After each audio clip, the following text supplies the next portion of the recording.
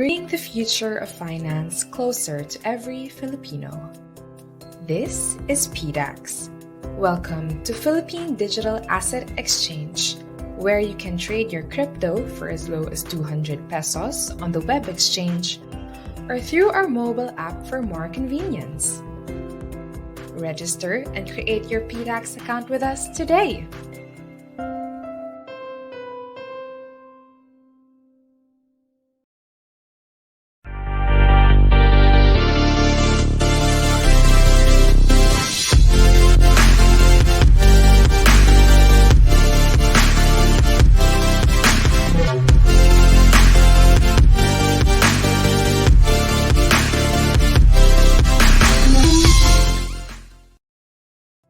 Bringing the future of finance closer to every Filipino.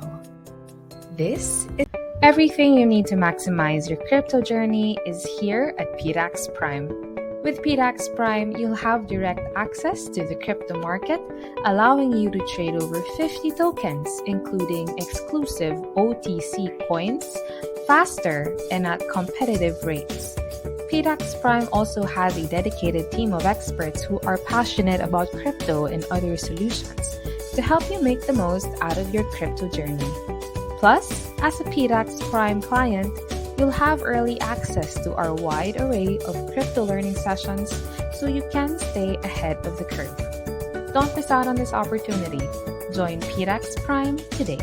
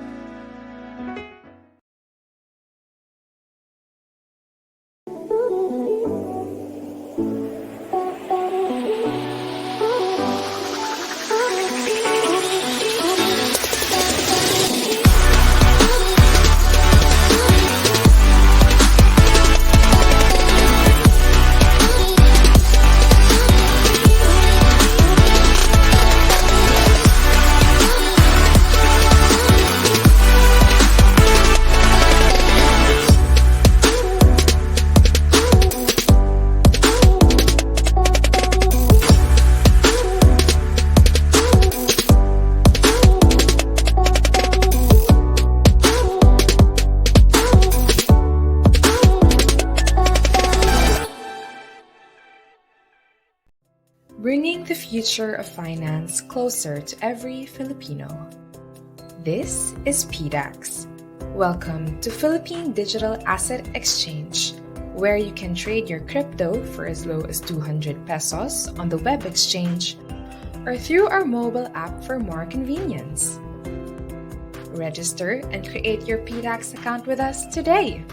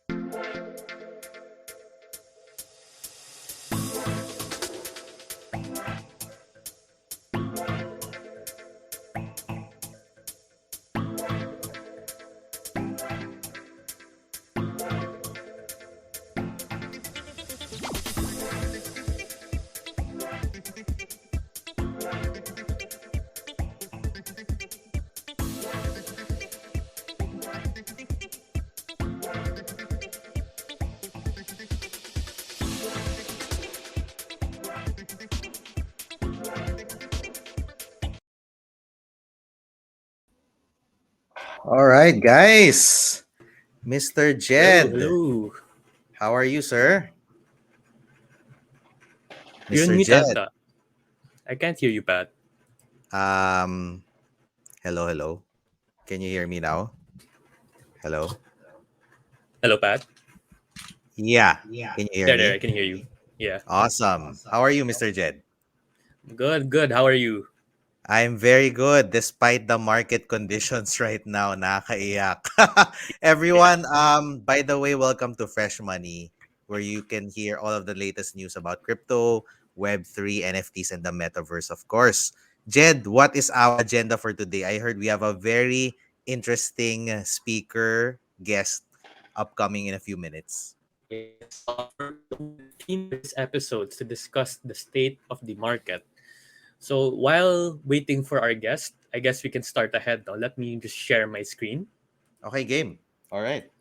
We have lots of news to discuss, to be honest. And actually, for all of our loyal listeners here, no, we would like Jed and I would like to apologize because we've always we've always forgotten. Ang sarap kasi ng mga nakausap natin, Jed, 'di ba? So we always forget announcing the winners to our weekly promo in Fresh Money. So we'll Right, get to right. that really really soon. But Jed, what's this? What's happening here? Ang daming na ang daming nangyayari. Exactly. That's what happened in the past month alone.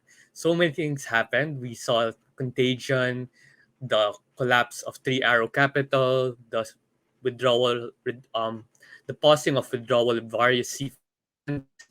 So it was a really eventful month of June, no? So as you can see here, there's like so many things to discuss, Pat. So Yeah. which is why we had a really pretty bad sentiment over the past week, and even scared of a lot of people, because it really, I think, what happened in the past 6 months shatters our industry in terms of trust, with all these centralized institutions closing down and possibly not being able to cover all the withdrawals of their clients. So I Yeah. think it was a really historical month Grabe. that we just witnessed.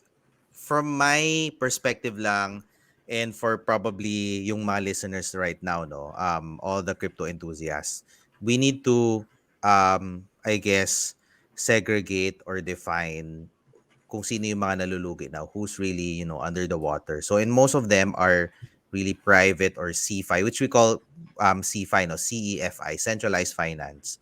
But if you look at, and this is very interesting, if you look at yung infrastructure natin ngayon sa DeFi, in the crypto world. So if you look at protocols like Aave, Compound, Curve, all of the benchmark protocols that lend also in the same business.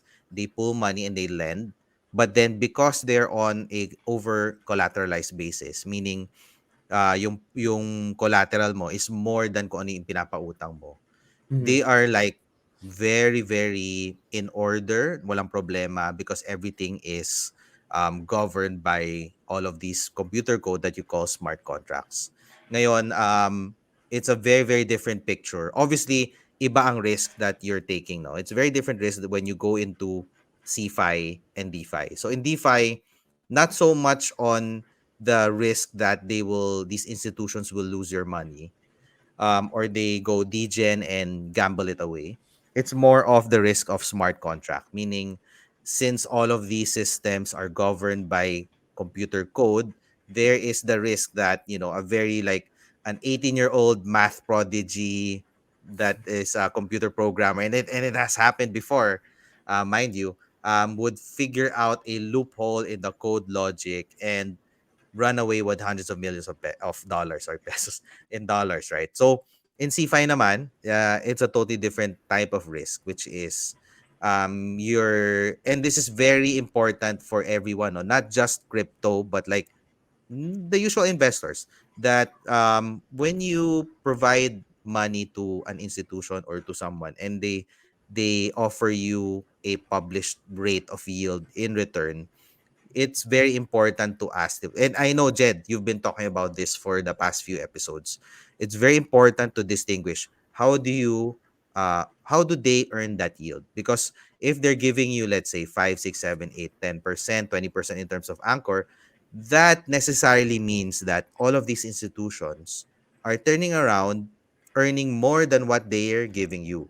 And paano yun, di ba? So how does it work? So beside one possibility is that they're Ponzi's, right? So they just circle the money around and wait for new money to finance the old money.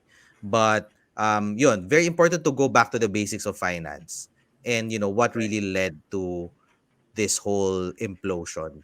Ed, Jed, sorry, what are your thoughts here? And maybe we can run down one by one naman all of the highlights here that are listed. Okay, yeah. So for the first highlight, no, it's Three Arrows Capital blowing up, which caused severe damage on the industry. So this is one of the biggest hedge funds in the cryptocurrency world, wherein at its peak, they had 18 billion assets under management. So recently they've defaulted. And the problem is that they heavily borrowed from from CFI companies such as BlockFi, Nexo, or not Nexo, sorry, BlockFi and Celsius, wherein the amount they borrowed was very under collateralized because these centralized financial institutions believed in Three Arrows Capital reputation that they would be able to repay the loans given their pedigree. But this is not the case because they were severely affected by um, the Luna meltdown, wherein they had a big stake in the network, and so they wouldn't be able to pay all the redemptions in all the redemptions that they owe to their counterparties, which in turn would affect these counterparties to process all the withdrawals that their clients have been doing. So this really created a contagion effect, wherein the primary cause is the under recovery that was undertaken by Three Arrows Capital. Grabe. I think if you have to trace, I guess, the root cause or yung pinaka ground zero of the whole thing, of this whole debacle, I would have to point at Terra Luna, our very favorite protocol. No? So, if Mm. you had to summarize it a bit, Three Arrows lost money because they went degen. They went like really, really long, leverage long on Anchor Protocol and the Luna coins, no, and the Luna token. Luna imploded, affecting Three Arrows. Three Arrows imploded as well and defaulted all of their loans because they borrowed money for that position. And all of the people who lent money to Three Arrows Capital are now in trouble as well. So very serious ramifications for all of us. A good thing here is like, and I'm just looking at the Jed. I'm at the silver lining, no?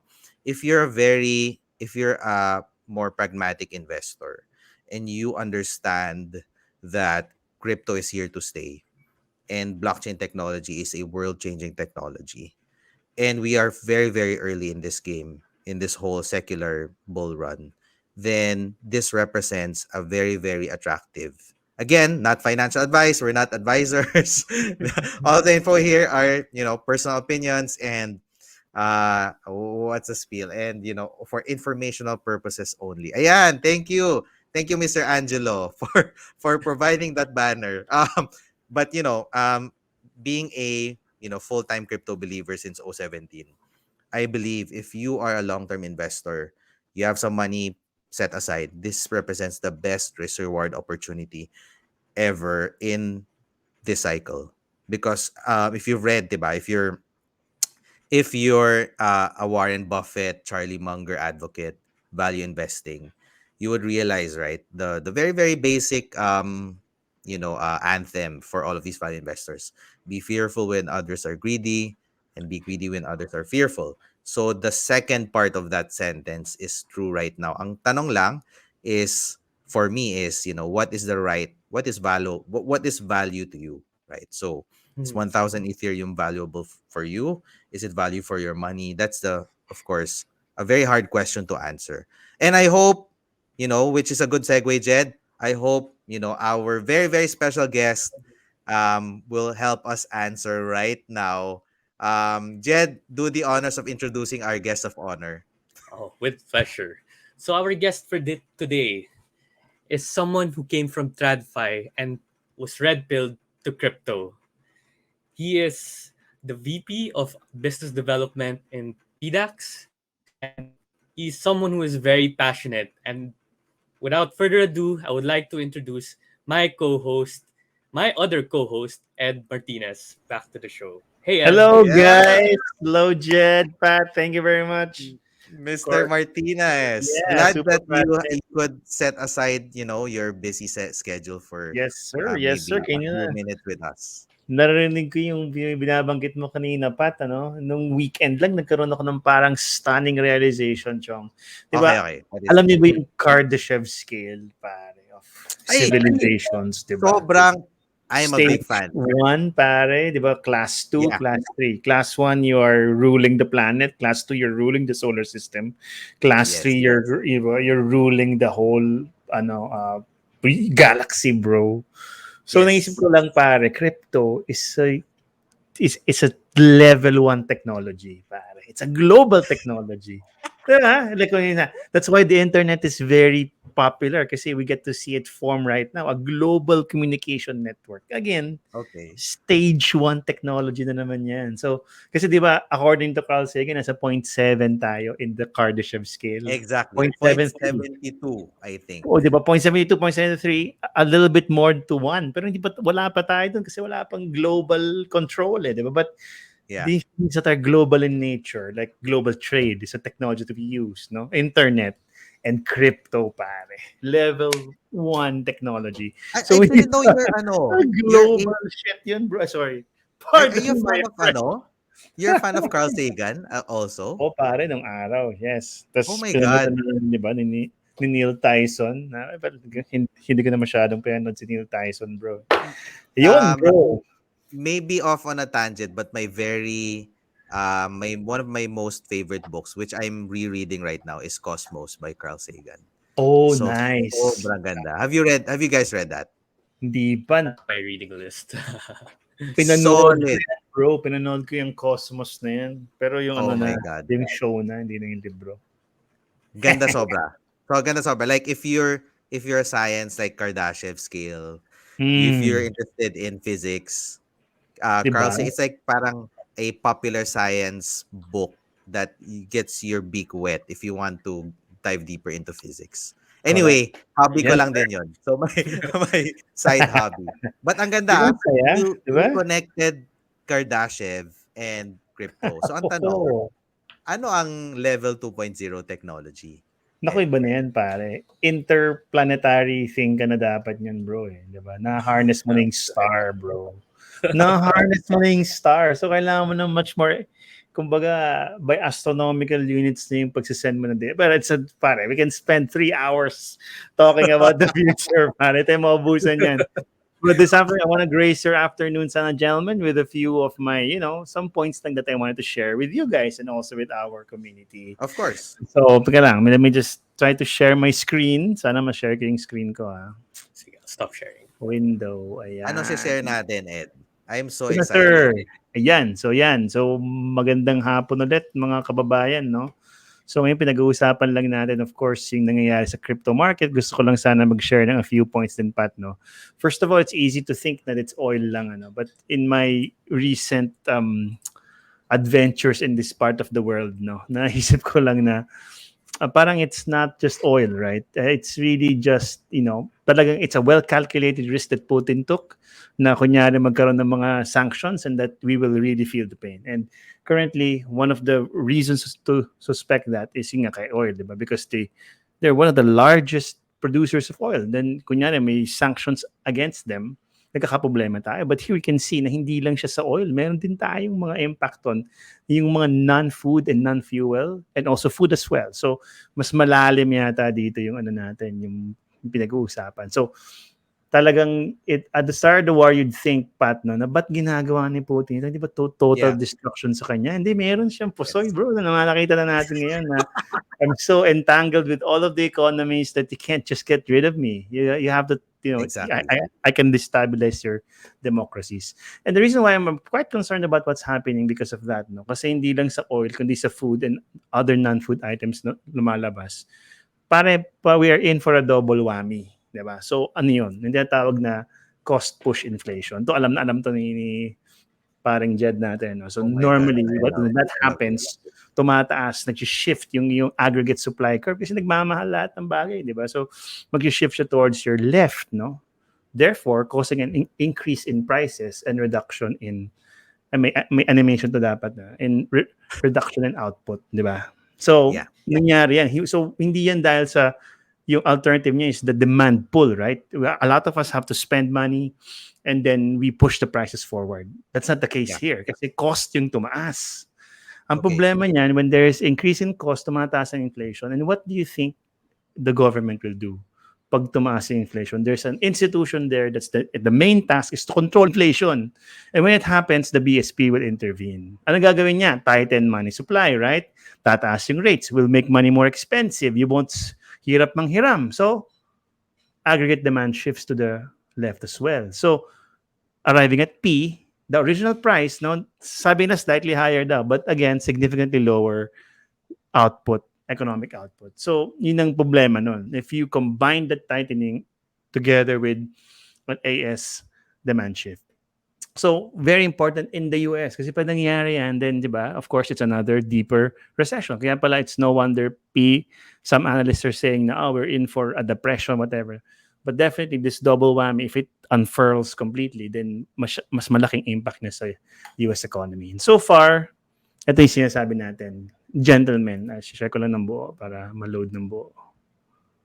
So, Ed, Yeah. ano ang stagflation? I always hear that all the Yan. time Oh, yan. being talked Yun, about. yun din yung tinatawag nila doon, kunyari, in instances where there is inflation and stagnation. So, last time na kita natin yan, yung oil crisis of the 1970s din, di ba? Nagkaroon ng stagflation and some briefer periods. But normally, those are associated nga with cost push inflation or disruptions in supply chain that causes the price of goods and services to go up.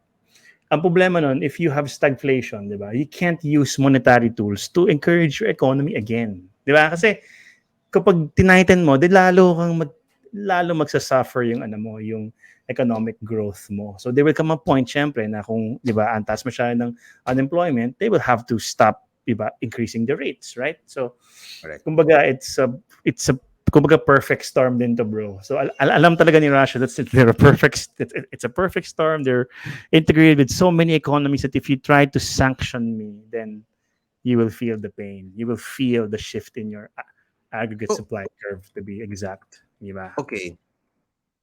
Yan, pare, classic stagflation. You're stagnating, you're not growing, but you're inflating. So, Paps, can you tell us the future if you have a crystal ball? Ano bang mangyayari sa atin lahat? And also crypto as well. Ayan, for me, pare, itong sa cost push inflation, kasi it may take a while to unfurl, and kung mag-unfurl yan, napakalaki pa ng bagay. So, ang tingin ko dyan, because of this, we're just starting to see its full impact. Hindi pa nagpakita ng softening ng whatever, yung figures in inflation. Ngayon pa lang natin nakikita the core really moving upwards. So hard, it's not going to be accurate to say na patapos na to. So, and also what we're seeing in the charts that I wanted to show you guys sana in a bit, na pare-parehas yung pinapakita nila. There's really a market tended towards there. It's very bearish. Then, it's going to continue for a longer period of time. So, mabalik lang tayo dito, pare. No? So, of course, that's the thesis sana. No? So, mamaya pag-uusapan natin, ano yung mga strategies na pwede mong gawin? Kasi hindi man pwedeng wala kang gawin ngayon, right? So yun, ma-focus na muna tayo sa US economy. No? Ito yung pinagtataka ko kasi ito yung sticky inflation. Yung sticky CPI ni US in the right part of the chart. No? Nakita mo, wala nang food and oil yan. Pero umaangat pa rin yung presyo nila. So anong ibig sabihin nun? Hindi yan oil lang. Hindi yan food lang. And sabi nga nila, some studies suggest that it's also anticipative of future inflation. So, well, kung anticipative siya, ang laki ng ina-expect nila. Teka. This is the right graph. No, pare, yan. So, pare, medyo napadrulo ko ng konti. Nakita ko, taas, di ba? So, dapat wala ng food and fuel yan. Alam ko, yeah, wala na. That's a sticky CPI. Wala na yung volatile product. So yung CPI na yan does not contain food and oil products. Wala. That's a sticky CPI. Yun nga, bro. So, yun nga, it's either may tumataas pang isa or they're anticipating a huge inflation in the future. Yun ang sabi sa material kung paano ginawa yan. Okay, Na okay, okay. there's a paper recently that charts that tells kung nakahanap sila ng correlation between higher inflation expectations and the figure for itong sticky CPI. Oh No, my so God. sige, 'di ba? You will be alarmed, but meron pa bang i-stretch yung legs ni US? May meron pa ba sila i-curl up pa in a ball in two, right? And apparently meron pa kasi nga itong the chart naman, you're right. Kumbaga, very quite positive pa rin naman yung purchasing managers index. So as you know, Pat, hindi tayo gumagamit ng mga raw indicators dito. We're kind of using yung mga indicators na medyo maraming ibig sabihin. Like itong purchasing managers index. To favorite ko to eh. Kasi they ask lang the purchasing manager whether you are increasing your purchases, keeping it steady, or, reducing your Ganun purchases. lang. Survey Ganun lang lang. yan. So pag 50% above, di ba, okay sila. I mean, it's proven to be correlated as well na, totoo naman. Pag above 50 si PMI, then normally the US economy will perform a lot better. Okay. So what yun is nga. it now? Below It's 50? around 50. Wala pare. It's positive pa. 55, I think. 53. Okay. It's declining pero hindi pa rin naman siya Yeah, negative. it's Pero trending down though. malapit-lapit na. Trending down though. Very, very close to that. But hopefully hindi pa naman. Yeah. So yan. So ibig sabihin may PC pa. Hindi pa kakagat masyado yan. Diba? Although their increases have been quite intense also. So yan. So ano yung mga strategies at your disposal, Pat? Ito gusto na nating sabihin sa mga Ay, nako. Ayoko yung number 1 na yan. Just to qualify, Pat, it's just based on you. Like, kunyari ako, I really keep a small amount in crypto. Kasi, sorry, not me. I believe also in crypto. I'm doing number 2 and trying to catch number 3. But, yung mga tao kasi na they're not looking at this in terms of technology, just looking at it for a short-term trade, then they find themselves in being overexposed to something or di ba, ang daming anon, then well, believe it or not, given the charts that we've seen right now, medyo hindi pa yan yung buo. So either you're ready to take that in or you are ready to, kumbaga unshackle your capital with the hopes of catching them on the bottom. So, of course, not for everybody. For some, most ideal ang ginagawa, they just hide their wallets and they just go away, right? But syempre, ikaw, if you want to, make sure that you make good use of this, I mean, you really have to make that decision for yourself. But hopefully you did that early, di ba? I mean, you did that early sana. Na ako, I'm a long-term trader, I believe in technology. But if ever you find yourself trying to want to reduce, then use the rallies. Very important. Kasi kumbaga, yung rubber band ng market stretched very strongly. So, pag bumababa siya talaga, pag bumabalik pataas, medyo significant din. So, you can use that. Second one.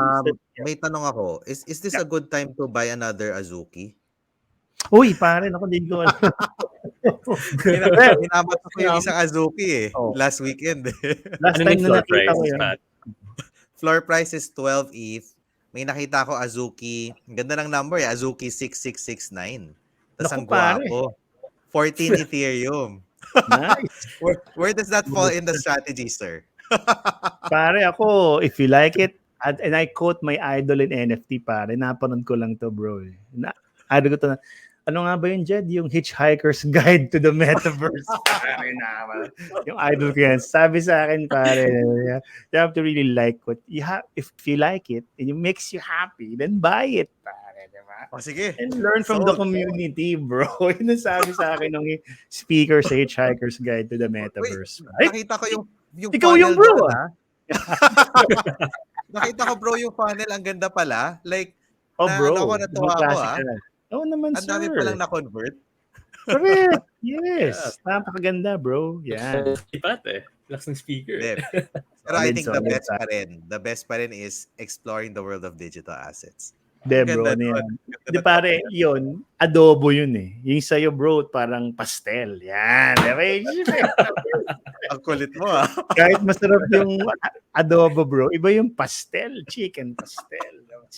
May ligaw sa adobo. Kakaroon mo kinakain, bro. Anyway, so yun, bro. Diba? Cost average, pare. Ako, I'm doing this right now. Every month, hindi lang ako makatransfer out niyan sa payroll account ko, but I really do buy crypto. Ba't di ka makatransfer? Ba't di ka makatransfer out? may problem yata yung app natin. Anyway, so hindi app natin, app ni UBP. So or you're just concerned about that. Or naayos na ba, Jed? Hindi ko yun Hindi ko alam pa na ayos na. natatry. I'll Ay, try after the try pa podcast. mamaya. Sige, anyway. So, So ayan. ano, So, so in your case, how many oh, percent? Like for the readers or the listeners here, usually ako how many pare, percent? hindi, ako, not really percent, ako yung fixed na fee. Kunyari, ako 10K a month. 5K ETH, 5K um, Solid. Bitcoin. Kasi talagang dire-diretso lang. Walang patid, 10K a month. So, mamaya, Yeah. pag nagiging mas aggressive yung market into correcting, then that month, I allocate a little bit more. Because I want to build the position over time.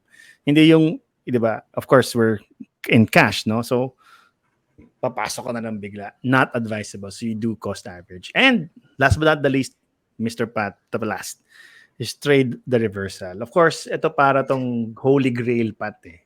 You can't Yeah. really see the bottom. But, yung mga tao nakaka-trade niyan, parang more or less, di ba? If you know what you're doing, then you're probably gonna catch some of it. Pero parang holy grail yung bottom. So what will it look like? Number one, tapat, in my experience in stocks, not crypto, stocks, extreme bearishness. Pag lahat ng tao bearish na, kahit yung kausap mo sa stock exchange, nagbebenta ng kape, bearish na rin, yan na yun. You have to start listening, di ba? Kasi yan na yung part na medyo saturated na lahat ng tao, hindi lahat sobrang bearish na and ubos na lahat ng sellers.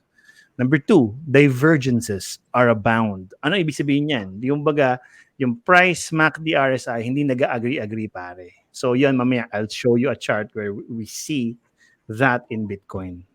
Third of all, is that the reversal day will be abrupt. Parang square root yan. Kasi kunyari, sobrang binibentahan yung asset, which I think crypto, very evident. Pag nakita mo yung bottom, maaalala mo yung sinabi ko, oy, parang square root yun. Kasi biglang aangat pataas. Tapos doon magbe-build sa taas. So, nangyayari yan, syempre, sobrang forceful nung benta. Then may vacuum because nawala lahat ng seller. Zhook! Biglang aangat siya pataas. Yeah. So, yung day pa lang niyan, baka 30, but sana naman di 40 to 50% na. But yung ganung, before it winds down and starts to establish another floor. So So yun when yung it mga possibilities, pare. rockets up, pare, Mm. will it go down again or will it stay Yan. there? Correct. So, di ba, more or less, yung iba yung vacuum nung lack of sellers. Eh. I've seen a couple in certain stocks pero hindi din lahat. So, normally, sobrang tulis niyan pababa, then aangat bigla pataas. So, ngayon, ang question mo whether bibili mo ba? Hindi. The answer is minsan kasi fluke lang yun. Like sa SM dati, biglang may bumagsak. So, eto, wait for it to stay there. Kaya siya square root eh. Di ba? Pag bagsak niya, pag angat, nagsistay siya at a line sa taas. So normally Got it. dun nagwo-wind down yung stock. Kasi normally pag walang ganung vacuum, yung biglang sudden absence of sellers, nangyayari yung wind up na yun sa dun sa bottom ng chart eh, dun banda eh. Pero kung may ganung biglang absence, nagsa-square root siya. So yun lang yung so eto, extreme bearishness ako, may guide ako dyan, yung doktor kong kaibigan. Pag yan medyo sa stocks, medyo bearish na. Yun ang aking signal na medyo. So, Doctor sorry trade about the him. doctors, guys. Counter trade. I love doctors. I appreciate their work. Pero pag yung, pare, pangit market, no? Or Bili ka na. inversely, pare, ganda ng market, no? Ay, ayoko nang bibenta na ako. Baligtad na ako. So, What are they I love saying it. now? ito brother, i-expand ko lang ito. No? So ito yung mga divergences na pinagsasasabi natin. Normally it happens during corrections or during yung extreme market movements. In the first example, nakita niyo dito, no, at 2021 May to July, nakita niyo the trend was, more or less pointing downward. Pero meron siyang pressure na inexert on the green candle na gano'n. Nakita nyo, that low is actually lower than the previous low, no? Pero nakita nyo naman dun sa RSI niya, hindi siya lower point, right? And I think you can also see this in the RSI. Some examples in stocks are much more apparent. Yung talagang nagra-rally siya. Anong ibig sabihin ito? The market tried to set it off. No? The market tried to rally downward. Pero nakikita dun sa ibang figures na it's not as forceful as before.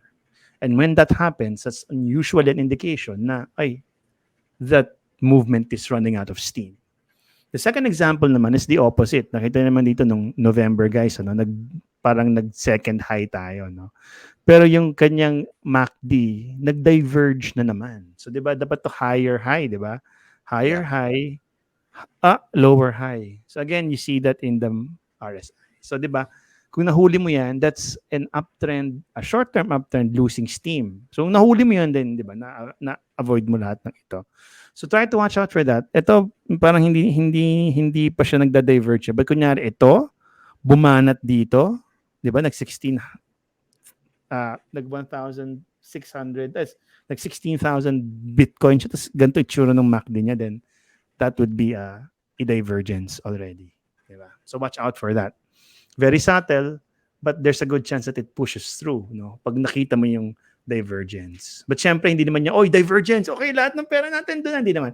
Of course, it needs to be validated first na kung nag-reverse talaga, tsaka mo siya sasakyan ng buong buo. So yun lang naman. So last but not the least, Pat, no? Gusto ko lang share sa inyo na for sa mga nagtatanong, kamusta tong ganitong crypto, di ba? I mean, madami. We can go through all the charts kasi baka maubos oras natin. Meron tayong AMA pala, guys. So, meron tayo. So, I think ipa-plug natin yun. Anyway, so, a lot of these cryptos are reeling from oversold conditions. Ito, Pat, yung kunyari RSI niya, sobrang lumalim ng sobra, di ba? Then, selling stops. Pero it doesn't mean na nagre-resume yung buying. Buying probably stays the same, but the selling stops. So, nangyayari doon, parang bumabawi ng konting prices. Pero hindi mo dapat yun. Kumbaga, hindi mo yun. Kung lahat ng crypto parang ganon. From last week, like bumanat yung RSI, oversold lahat, bumabawi lang ngayon. But based on indicators, baka hindi siya magpatuloy ng at least in sideways. There's still a higher possibility na mag-break on the low side, right? Paano natin nakikita? Di ba pag nagsistretch yung market, umaangat, nagsizigzag siya, it sets a support and resistance. So far, when wala pa tayong nakitang point na nag-retrace completely dun sa kanyang, or just trying to set that resistance level, no? Wala pa. Lahat nakita natin nagba-breakdown ng lahat.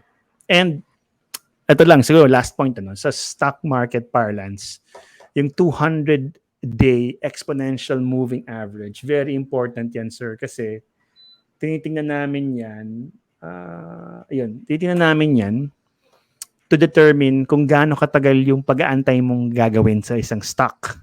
So, ang tawag namin dyan sa 200-day EMA breach pababa is called a reversal. Ibig sabihin, yung trend niya na that it has will have to reverse. So, aantayin mo matapos yung reversal na yon bago ka pumasok with more confidence. Diba? So, yun pa lang. Yun lang naman.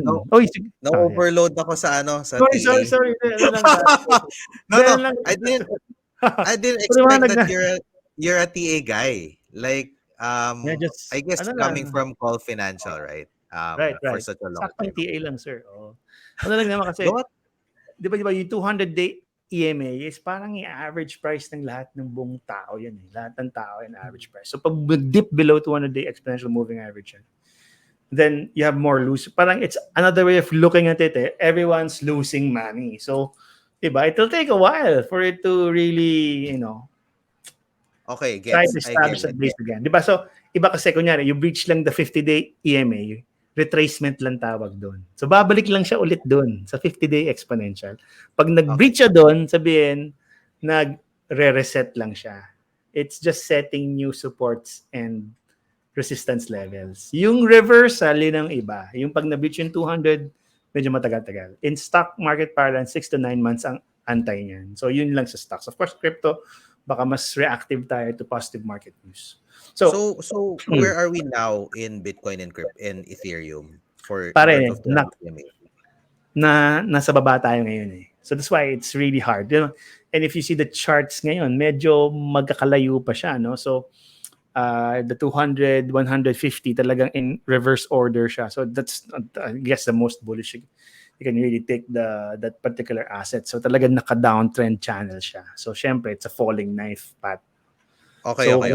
Bumabagal lang ng konti pero babagsak na siya ulit pag ganun. So ako, hindi ako mahusay na trader pat eh. So ako, I really stay out of the market pag ganito yung sitwasyon. If it's bloody, I'm probably out.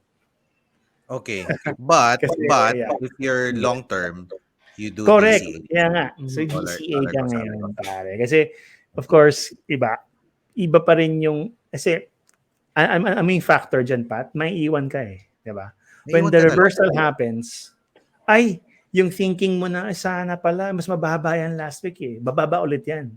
Tapos boom, ayun na, hanggang sa convinced ka Naiwan na. ka na. Naiwan ka na.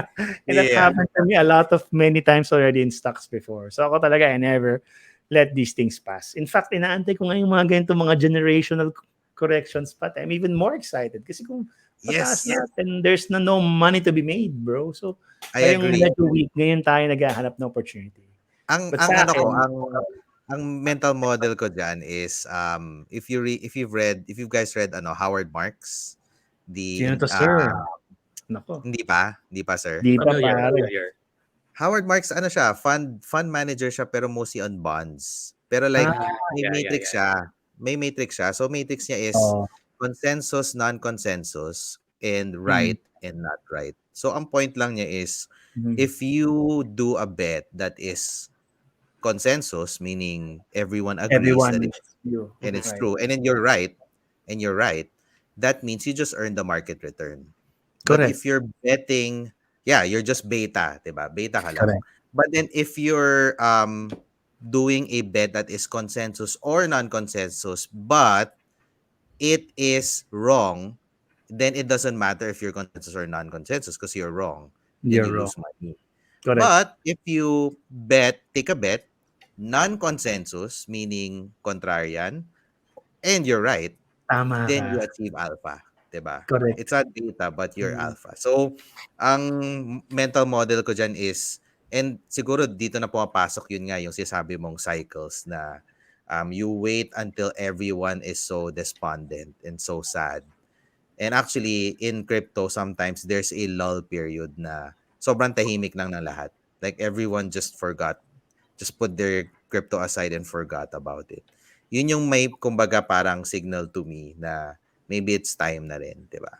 So, for me, I mental model ko try to be non-consensus, meaning Mm. like 'di ba? Kasi if you're thinking about it, then most probably other people are thinking about it the same thing, 'di ba? Mm. Correct. And it happens all the time in business. Like pag may gusto akong i-franchise na brand, uy, okay yan na may nakita ko sa ibang bansa. Lagi always someone else beats me to it, 'di ba? But if you Mm. have Mm. like a very unique idea or opinion and you're right, then you hit the jackpot, 'di ba? So, Mm. Tama. um it applies, I guess, in terms of this cycle na we're approaching at a point na, people are forgetting about crypto. Correct. And this is when parang, for me, I understand yung TA, no? Pero like, medyo siguro hindi lang bagay sa personality ko. Like, pero like, Mm. when I look at graphs, parang nahihilo lang ako. I just look at, No I just worries, look at, sir. Wala problema yan. I mean, sa akin naman, pare, it's just a guide. Ako kasi yung iba, they try to use TA as a way to, tell the future. Sa akin, that's not what TA is. TA, it just shows you stuff, no? If you are triggered to change your opinion, then change your opinion. Hindi naman yung parang, Yeah. mali ako, hindi. It's just how you read the signs, di ba? And then you get better naman doing it in the futures. To me, yes, ngayon, the absolute determinant of what the market is just the price path. And currently, everyone is negative on it. That's the consensus view. They're still selling di ba? So, ito correct. sinasabi natin, kontrarya na to, bro. Yes, bro. Kontrarya na What's the tayo nito, bottom bro. here? Sabi ko sa'yo, hindi, probably not, but, the market's probably correct, but Yeah. ang mali lang dun kay market, hindi siya bumibili ngayon. O hindi siya Correct. marunong bumili ngayon. Hindi niya alam di ba? Or siya yung tipong hindi naman into it, di ba, na, ay, sige, it's just an asset for me. Like yung mga classmates ko nung college that I just hung out with. They don't know SHIT about it, di ba? Pardon my French. But they're just there because uso. So, pag napagpag sila lahat, tayo na matitira lahat dyan, then tayo na din ang Lahat ng mga may nakakaranas. PDAX. Not may PDAX. Na mag-i-invest, bro. Baka may PDAX ka, wala ka naman palang investment. Di ba? Wala kang pera eh. No? Jen, Okay yan, pare. let's say hi pala to the listeners. Oh, yeah. Do you have a Sige, I'll flash it. Mga nagpapa-shoutout. Ayun. Boss Joshua. Good afternoon, Sir Jed, Afternoon. Ed, and Sir Patrick. Yun. Thank you. Afternoon. Emphasize si Sir Patrick, oh. Nako Oo nga naman, eh. syempre naman. Kilala ba May kita? smiley pa. Fan. Jelik, ikaw ba yan? Kasi direct na naman. Mga ano, ating mga Shoutout daw. Oy! shout-out. Arps! How are you, Arps? Thanks for Oy. listening in, man. So ano, guys, Ed, we have the pleasure of being live streamed as well in YGG Alerts Oh, nice. Facebook Hello. page. Yeah. Yes. So all of the let's say hi to all of the followers of YGG Studios Alerts. Kamusta kayo lahat dyan? Sana yung buhay na buhay pa tayo sa ating pag-aaksi. Ay No? nako. Nako, wala Sana. na tayo, bro. Hindi, kahit na lang. Yeah, silip-silipin mo lang. Pero ang better no. question ko sa iyo, Pat, is now the time to actually pick up Yeah. these assets? Yan ang Ay, pinakamagandang nako. tanong, pare. Ayaw mo sagutin sa akin din. Nakakonsensya ka, not financial advice. Pero pare, ito, sige. We just Pick up- chat about. Joke ang na chin-chin natin. No? Para Ed, di nyo alam, guys. what's the question? Like, is it now the best time to Ah, di play ba? Axie? Prices are depressed. I can start buying Axis. Not to play, Okay. but to just store and keep. And when the time is right, later on, markets do stabilize. We see a stop in the war in Ukraine. Slowly, oil prices are, trending downward na. Yeah, di ba? Medyo ease pressure on these assets. Tataas ng konti yung mga crypto. And when that happens, I'll have a farm. Or, di ba? Kesa cost average, Pat. Di ba? Kesa you're Correct. buying 10,000 or diba? Laki mo ng konti, buy an Axie every 2 months. I don't know, diba? So, Ah, pala ng farm mong maliit, bro. Diba? bro, ano lang, mental model ko dyan is like, Bitcoin is like a levered bet on stocks and bonds and Yeah. equities, Mhm. no? Ethereum is a levered bet on Bitcoin. NFTs is a levered bet on ETH, right? So, Mm. as you further go down each layer, you take on more risks, 'di ba? Kasi yun yung Yeah. definition naman ng leverage, 'di ba? And sa Axie naman, you're not only taking the risk na crypto because your Axie assets are denominated in Ethereum, but also you're taking on execution risk, meaning will the Sky Mavis team do a good job, 'di ba? For Origins 3. So parang nag-invest ka na ng volatile asset class na parang commodities, parang Bitcoin or Ethereum. At the same time, pinagsama mo pa ng nag-invest ka sa isang company na kailangan mo i-assess yung team, yung CEO nila, yung Another dev team layer, nila, pare. Tama. 'di ba? Dagdag 'yon. So kung ang sagot diyan, it highly depends on you, 'di ba? So for example, Jed, we're gonna introduce Hermie of Limitless Guild. Mhm. Bro, sobrang ano, while YGG and all of the rest of the big guilds are, kind of taking a back seat in terms of Axie. Si Limitless, bro, tuloy-tuloy lang. I Kasi think talaga, they're doubling down on Axie Origin. So to give you the extent of their operations, they have like 100,000 Axies. They have like 100 million SLPs, or maybe even more right now. And they have millions of AXS. So ano siya? Sobra siyang kabaliktaran ng market consensus. And babalik tayo, Jed, no, sa idea ng non-consensus, right? Mhm. If tama si Limitless, 'di ba? While all the rest is dumudugo, while all of the other guilds, like ako, I have my own guild. To be honest, I find it very hard right now with all of the depressed prices. Pero if tama si Limitless and sumikat si Axie ulit, naging okay yung economics sa Origin, then sobrang laking palo ng return sila kasi pumasok sila at the bottom, 'di ba? So Right. there will Yeah. always be two different realities to every trade, two sides of the trade, no? To go back to the question of Ed, highly depends on your risk appetite. Ngayon, for me personally, I find na if you're a true believer ng crypto, I think na the best bet is to stick with the majors and BCA. That's it. Hmm. Personal lang yun, not financial advice. Tama. How about you, Jen? Very, Me? Yeah, same sentiments though, Pat.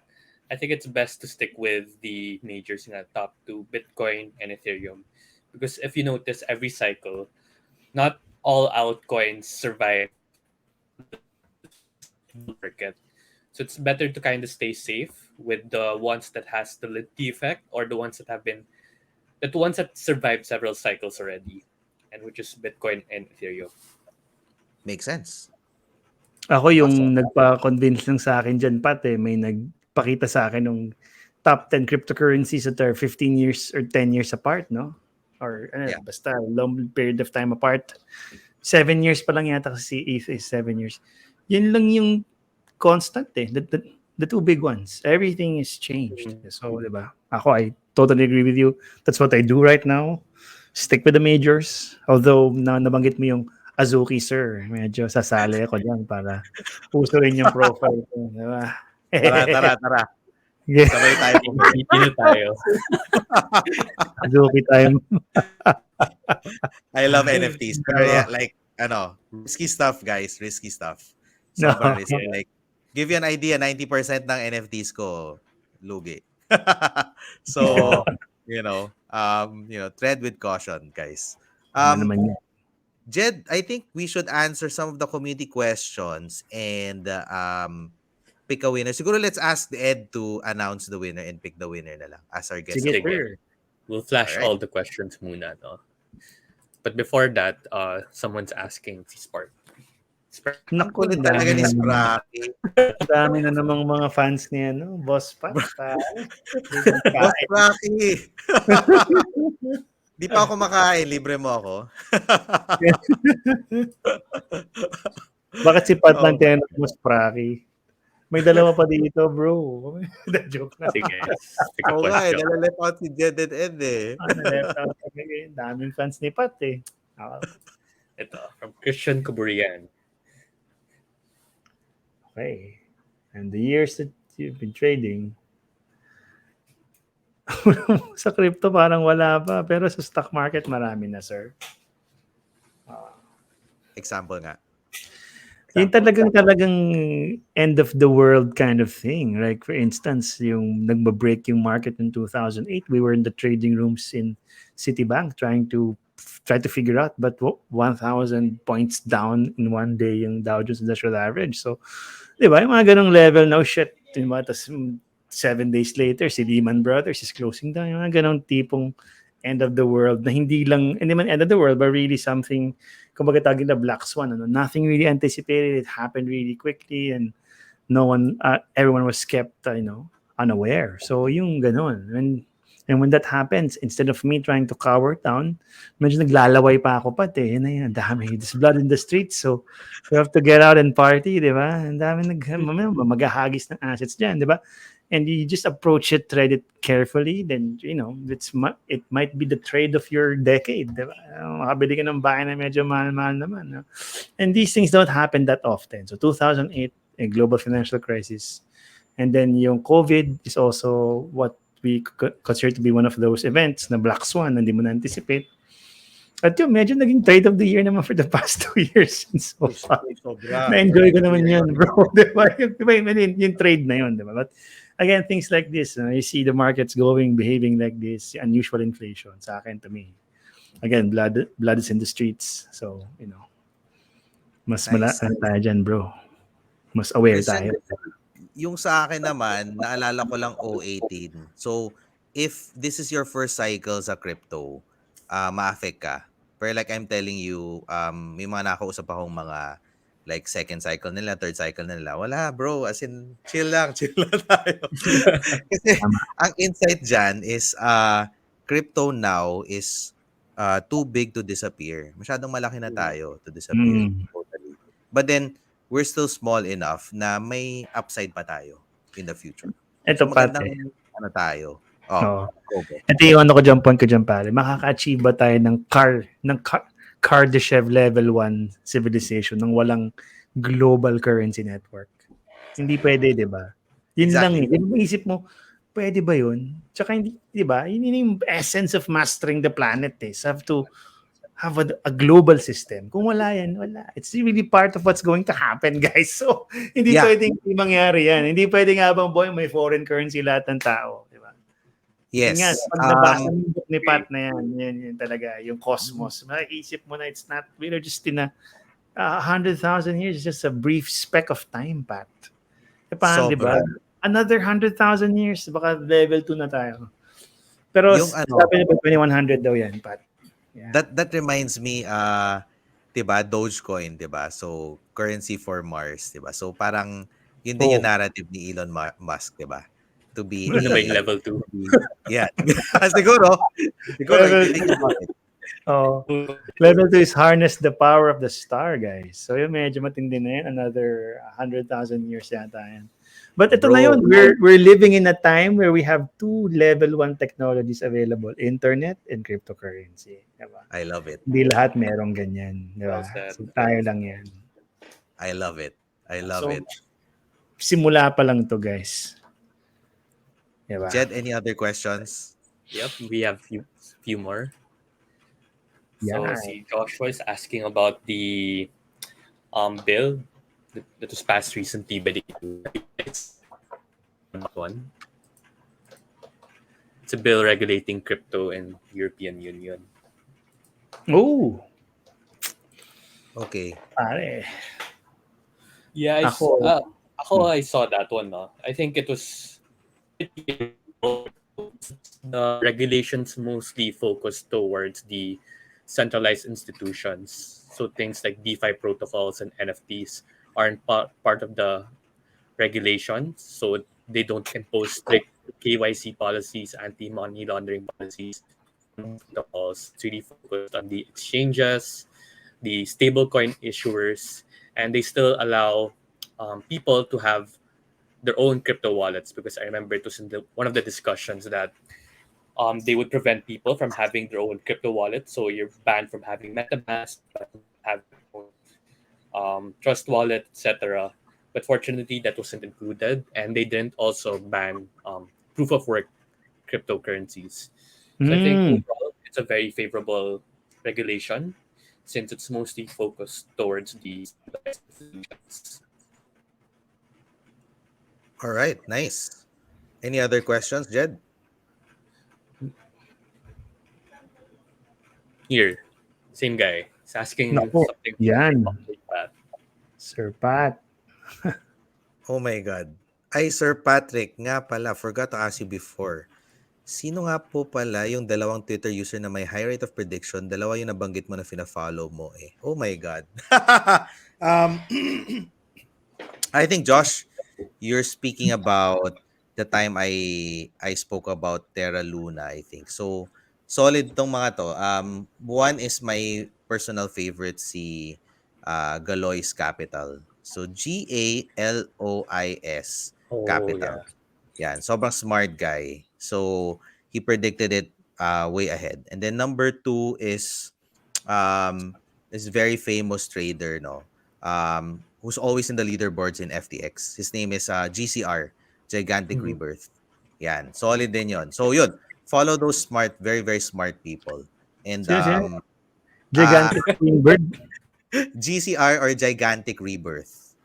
Yung parang may ibon na profile. Tapos isa si Galois Capital. Follow mo yan, bros. Solid. Yeah, solid sila. Nice, okay. Ayan. So actually sa Twitter naman, it's all about figuring out sino yung mga fina-follow mo na may high signal. 'Di ba? Tapos putting in more, parang sa AI, putting in a bigger weight to their opinions. Any other questions, Jed? Here from Ismael. Oy, Isma, how are you? Being a Filipino native centralized exchange, what are your plans in supporting Filipino-led tokens? Nako! Oh my God. Ed, you wanna take this one? ito pare, I'll just share lang siguro yung ating qualification to list tokens in PDAX, no? Kumbaga sa OTC, walang problema. If there's demand from our customers, we can just easily make that happen. Malamang naka-Binance Smart Chain naman yan, or at very least siguro Diba? Umaga, you're not naman talaga minting your own tokens. You're just, using those facilities available. So number one, of course, has to be enough wallet support for your particular token. Number two, there needs to be a purpose for your token. And number three, there needs to be enough liquidity. So if you qualify on all those three, then nasa exchange ka. Yun lang naman yan. So there's no Tama. qualms in listing. Kahit sino ba yan, basta you qualify din sa three na yun, di ba? You have again, liquidity, token, and yung exchange support has to be in place. Yeah. Awesome. Isma, I'll add also, we are actually quite, I guess, we're looking into adding more, listing more tokens on PDAX. So it's really part of our, future near-term plans. For example, I think we have plans on adding like the next, top 50, top 100 tokens. So stay tuned. Now, for Filipino native, Filipino-led tokens, there is no I guess discrimination naman in terms of pwede kang Filipino, pwede kang international, as long as you I guess meet the criteria that Ed mentioned. So personally, I'm very excited, to be honest, to support more Filipino projects in the future, in the very very near future. Thank you, Isma. Hopefully you're doing well there. You're back in Albay na ata. All right. I think, Jed, that was our last question, and then we can pick Yep. a winner. Let's ask our guest of honor right here. Yun. Sige. Choose. Nako, parang mananalo na naman yung suki natin, pare. No? Sino? Si Christian. Christian Caburian, ang galing mo naman, bro. Give chance to others man. Na joke lang. So, congratulations, Christian, for your question. Dahil mo mga question dito. No? Yung what's the worst thing that happened? No? Laking talo. Ganda niyan. I Diba? love it. Very practical yan, bro. Diba? Diyan mo Christian, nalalaman yung mga malalim na eh. ba't ka lagi nanonood sa amin? Tanong lang. Pala marketing manager ng ano. Joke. ng kalaban. Yung kalaban. Joke lang. Sana hindi naman kasi since day one namin kasama si Christian. No? Oh my God. We should give this guy an award. Since day one, literally. I-guest ko nga yan someday, no? Ano Pwede. natin? Kapag free ka naman, Christian, let's join the chat. Pag-usapan natin yung mga thoughts mo in crypto, bro. I-segment natin, bro. Sige. Diba? Kahit for a short while lang, pasok siya. Sige, Christian, no? If you have time, we can certainly, chat. And Tapos we'll yung be pala curious about tuloy your insights. ni Christian, si Jelik pala no? Bumili pa ng mask si Jelik. No? Hi guys! Hello! May voice changer, no? Hello guys! Mission Impossible ang dating niya, no? Jelik. Diba? Alright, let's choose a winner. Hey. Paano ba pumili? Next. Think, i-click na lang natin to, bro. Yung kay Pat gusto ko eh. Teka lang. Anong kay Pat? Ito, pare, kay Joshua Magalindan. Pare, di ba? Very important is the people you follow in Twitter. Kasi Perfect. ako, puro si Celsius lang pina-follow ko. The joke. Black Pilot and Season Next. The joke. So anyway, so yan. This is a very important question, Pat, no? Kumbaga, you just midwife the idea of Pat to everybody. Parang intellectual midwife. Nilabas mo lang yung laman. Diba? Ayan, galing. So, pare, si Galois Capital tsaka si GCR. Yes. Yun, nalala ko Alright, pa. congrats, Josh. Okay, maganda. Last but not the least, syempre, ito pa. Huling-huli natin, si Isma. Diba ito? Uy.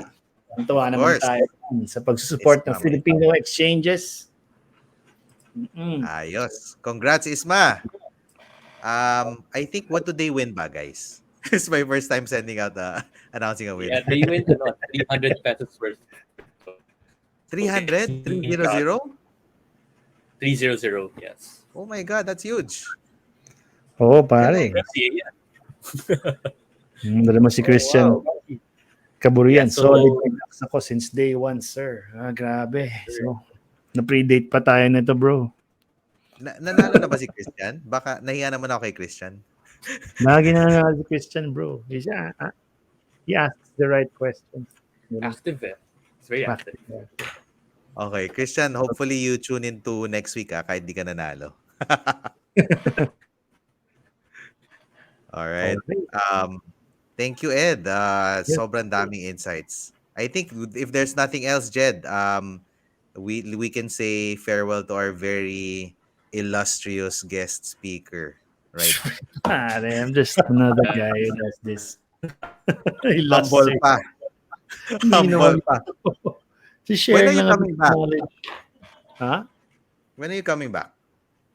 Saan, sir? Back where? Dito, sa ano? Sa Fresh Pare, Money. Sabi natin. anytime, pare. You want me to join again, then I can, try to make time, bro. Like today, di ba? Tayo. Nagulat ako sa ano Hindi tayo sa dyan, intake bro, mo eh. Biglang nag-economic indicators, PA. Oh my God. Macro. Galing. Lang tayo, bro.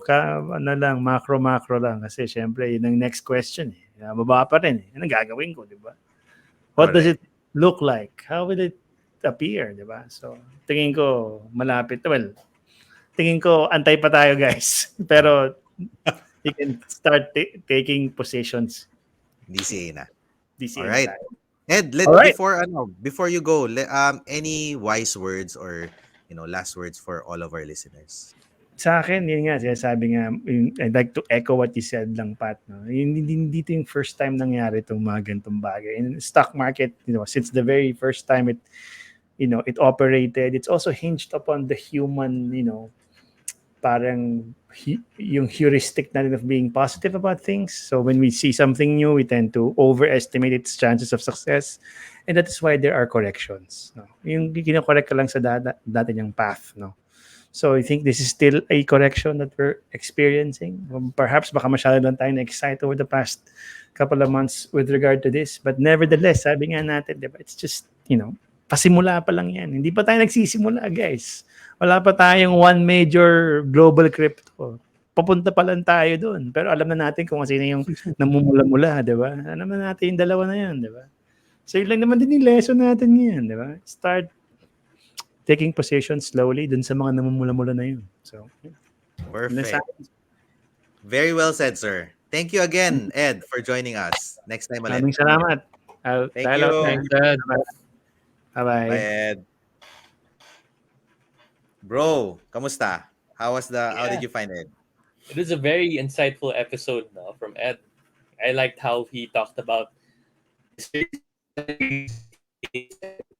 some basic economics to help those people who aren't familiar with those terms or that industry to understand the bigger picture of how crypto fits in and why it's going down lately and how what are the possible strategies to maintain exposure. Perfect. It's a great episode. Actually, Great insights. na-excite natuwa talaga ako when Ed started putting out all of those. Because that's my weak spot, to be honest. Like, I don't know, SHID. Pwede ba tayo magmura dito?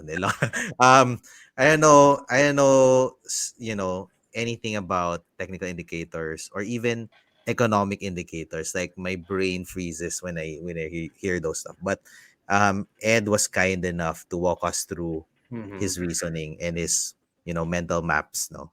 And ganda ng takeaway, 'di ba? So we're very early. My it's time to, if you believe in it long term, then DCA. But then, 'di ba, there are still some ways to go. Personally, I'm very excited. I can talk more about Jed maybe next time, no, na how I think that the merge will also help incredibly the cell reduce cell structural cell pressure for Ethereum personally, Yeah. we can talk about it some other time, but suffice to say, awesome episode. Thank you everyone for listening. For our next week, we're gonna have, as mentioned, si Sir Hermie from Limitless Guild. So ito, sobrang saya to, especially for all of the listeners in YGG Studios right now, all of those scholars out there, because we will find out bakit nga ba sobrang bullish sila sa Axie, even though, you know, Exciting. 'Di ba? Nangyayari na ngayon. And they're willing to put their money where their mouth is. So they're investing huge tons of capital into the game while everyone else is fleeing for the exit. So sobrang interesting. I'm super excited to learn more about thinking nila. Baka may alpha si tayong madidiscover. And then Mm-hmm. after that, we're gonna have, more exciting guests after that episode. Jed, thanks so much for having you, man. It was a Thank you pleasure as as well. always. All right. Try Thank you, this. everyone. Tune in for next week. Bye bye. Bye bye.